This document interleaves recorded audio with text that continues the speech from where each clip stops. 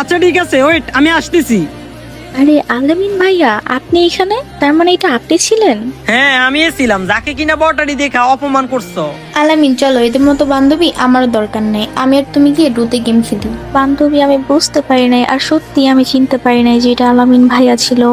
আমি আরো বট মনে করে কত কি বলে ফেলছি। সরি ভাইয়া, আমার ভুল হয়েছে। কেন আপু, আপনার বড় আইডি আছে দেখে যাদের বটারি তাদেরকে এভাবে অপমান করবেন? আলামিন বাদ দাও, এদের সাথে কথা বলে সময় নষ্ট না করে আমরা গিয়ে ডুতে গেম খেলি। বান্ধবী সরি, সত্যি আমার ভুল হয়েছে। আমি কি জানতাম আলামিন ভাইয়া তোর বয়ফ্রেন্ড?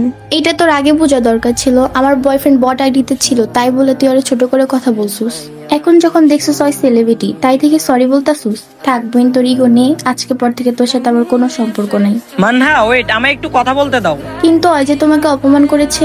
যাই হোক, মানুষ বলতে ভুল হয়। আমরা যদি ওর সাথে সেম কাজটা করি, তাহলে ওর মধ্যে আর আমাদের মধ্যে তফাৎটা কোথায়? আসলে ভাইয়া, আজকে আমি আমার ভুলটা বুঝতে পেরেছি। বড় আইডি দেখে সবাইকে এভাবে ছোট করে দেখা ঠিক না। আচ্ছা ঠিক আছে, যেহেতু ভুলটা বুঝতে পারছো এটাই অনেক, কিন্তু কখনো এভাবে কারোর সাথে খারাপ ব্যবহার করিও না। তোমার বড় আইডি থাকতে পারে, তাই বলে যাদের বড় আইডি তাদের সাথে এমন করবা? সরি ভাইয়া, আর কখনো কারোর সাথে এমন করব না।